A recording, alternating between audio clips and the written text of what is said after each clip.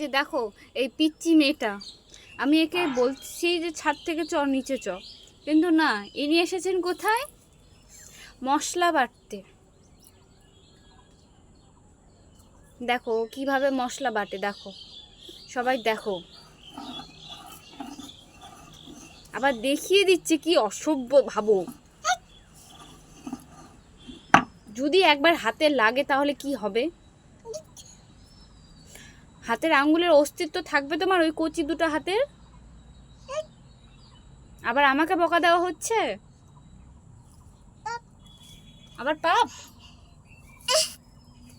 চলো বাড়ি চলো, নিচে চলো, ঘামাচি উঠে যাবে তোমার, মাথা ঘেমে গেছে। চলো, মুখের অবস্থা দেখছো, রোদে ঘুরে কি করলাম।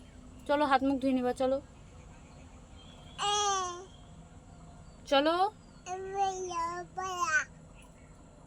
এই ভাষাটা তোমরা কেউ বুঝতে পারলে একটু আমাকে কমেন্ট করে বলো প্লিজ।